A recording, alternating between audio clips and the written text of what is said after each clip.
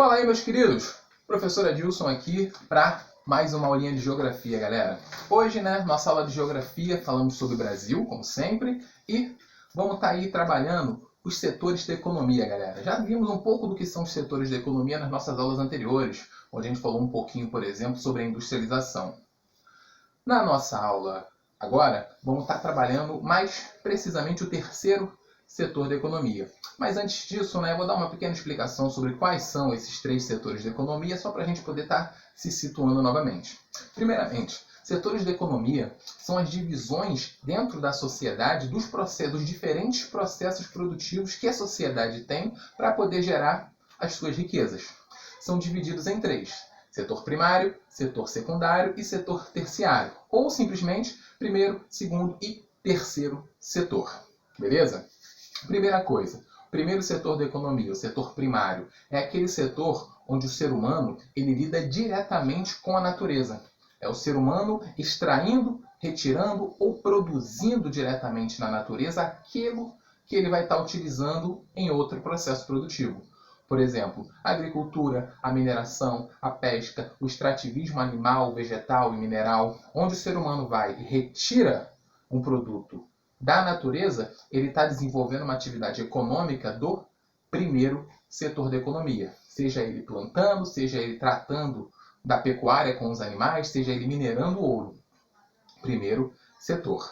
O primeiro setor ele também tem a particularidade de produzir matéria-prima.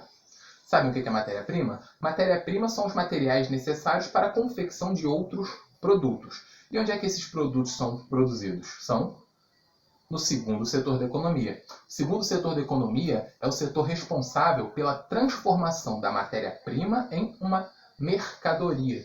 Por exemplo, o segundo setor da economia transforma o ferro, que foi retirado no primeiro setor, que foi retirado da natureza, transforma aquele ferro num automóvel, por exemplo. É aquele setor que agrega valor à matéria-prima e transforma aquela matéria-prima, aquele conjunto de diferentes matérias-primas, em um produto que vai ser consumido no terceiro setor. Ou seja, o segundo setor é basicamente o setor industrial. As indústrias transformam a matéria-prima em outras mercadorias. E o terceiro setor da economia, que é o foco principal da nossa aula hoje, principalmente no Brasil, é o setor onde acontece o comércio e a prestação de serviços, galera. É o setor que emprega a maior parte da mão de obra em diversos países, inclusive no Brasil. É o setor onde você coloca os mercados, os shoppings, as lojas, as prestadoras de telecomunicação, serviços de internet, professores. Ou seja, o comércio onde você compra o produto que foi produzido no segundo setor da economia, na indústria. Deu para entender? Primeiro, segundo, terceiro setor. Estão relacionados a diferentes formas de se produzir riqueza. Vamos lá, continuando falando sobre a importância do terceiro setor para o Brasil. Como eu disse, é o setor que engloba o comércio e a prestação de serviços, galera. E ele está diretamente relacionado ao processo de urbanização. Quanto maior são as cidades, quanto maiores são as cidades, quanto maior o índice de urbanização de um país, maiores serão a contingente de pessoas que atuam no terceiro setor. Porque nas cidades, nas áreas urbanas principalmente, você tem as atividades econômicas principais são do segundo e do terceiro setor da economia. Só que nós sabemos que o segundo setor emprega uma quantidade populacional menor do que o terceiro setor, porque o terceiro setor se diversifica em várias atividades diferentes dentro de uma sociedade. Vamos lá. Está relacionado também a, como é que a gente pode dizer, a hipertrofia da urbanização. Quanto maior cresce a cidade, mais necessários são os serviços. Mais necessários são os serviços de comércio, por exemplo. Você tem um contingente maior de população atuando diretamente no terceiro setor da economia, galera. Isso interfere diretamente nisso daqui, ó. A importância do terceiro setor. Primeiro, a PEA, como eu disse, a população economicamente ativa, está mais concentrada nesse setor da economia do que nos outros, principalmente em países mais urbanizados, como é o caso, por exemplo, do Brasil, como é o caso de países mais desenvolvidos economicamente também. Países mais desenvolvidos têm a maior parte da sua população nas áreas urbanas. Nas áreas urbanas, as atividades econômicas desenvolvidas, como eu já havia falado, segundo e terceiro setor. A principal diferença entre áreas urbanas e áreas rurais é que nas áreas rurais, majoritariamente, a atividade econômica desenvolvida é a atividade do primeiro setor, agricultura, pecuária e diversas formas de extrativismo. Vamos lá. O comércio ele não acontece apenas dentro dos países, nós sabemos, né? Hoje, com o mundo globalizado, muitos e muitos países têm mercados consumidores em outros continentes, em outros países, além das suas próprias fronteiras. A realização de transações comerciais entre os países é extremamente importante, principalmente nisso aqui, ó, do PIB, do Produto Interno Bruto do país, que é a soma de todas as riquezas geradas no país ao longo de um período determinado. Ou seja, o comércio mundial, o comércio entre os países também é extremamente importante para a economia de um país, como o Brasil, por exemplo. A participação do terceiro setor da economia, do setor terciário, no Produto Interno Bruto brasileiro é muito grande, porque grande parte da população está concentrada nesse setor, a população que trabalha, né? População economicamente ativa. Beleza?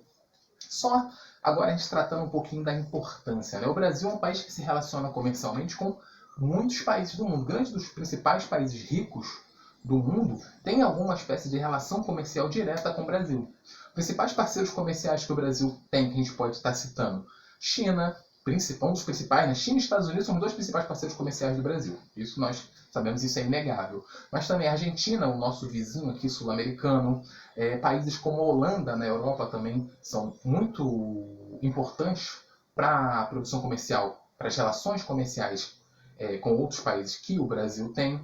Na Ásia nós temos também destaque para o Japão e para a Índia, além da China, é claro, né? Nós produzimos e enviamos muitos produtos para esses países.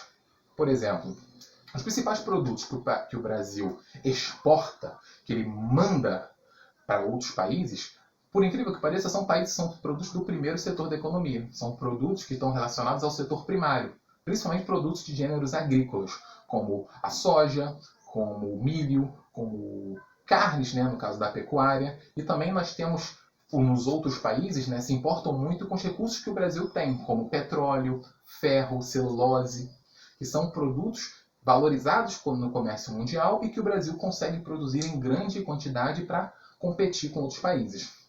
E nós não apenas exportamos produtos, nós compramos também produtos de outros países, principalmente combustíveis. Mas, professor, o Brasil não é produtor de petróleo, um dos maiores produtores de petróleo, como é que a gente compra combustíveis? Nós compramos combustíveis de outros países, sim. Agrotóxicos, produtos para alimentar o primeiro setor da economia, né, para alimentar a nossa agricultura moderna. Máquinas para a nossa indústria, são coisas que nós trazemos de outros países. Também podemos colocar aí peças de carro, peças automotivas diretamente e, basicamente, equipamentos para telecomunicações. Aquelas grandes antenas que as empresas de telecomunicações usam, a maioria delas são importadas e elas são extremamente caras, galera.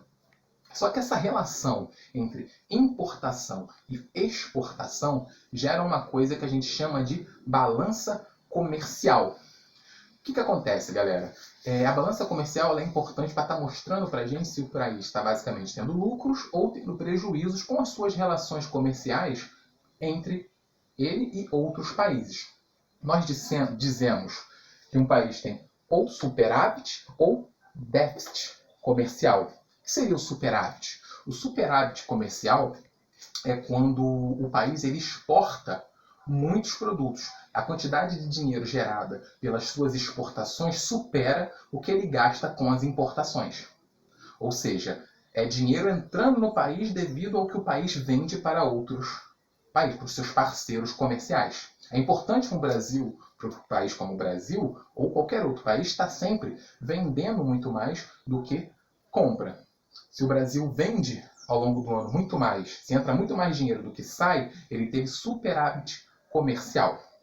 Porém, se um país ele tende a importar muitos produtos, gastar muito dinheiro comprando produtos de outros países, dizemos que ele tem um déficit comercial, porque as suas importações, o que ele compra de outros países, em valor supera aquilo que ele vende para outros países. Isso é o chamado déficit da balança comercial, déficit comercial. E, seguindo o nosso exemplo de Brasil, a nossa moeda anda extremamente desvalorizada. Se nós temos que comprar produtos de outros países, com o valor que a nossa moeda está hoje, nós temos um prejuízo muito grande. É importante para o Brasil estar sempre exportando mais do que comprando, principalmente se ele exporta ao preço de dólar, que é uma moeda mais valorizada. Porém, isso tem as suas problemáticas também, principalmente porque com pouco dólar você compra muita coisa no Brasil. Você leva muito dos recursos que são produzidos aqui. Isso pode acarretar problemáticas internas dentro do país.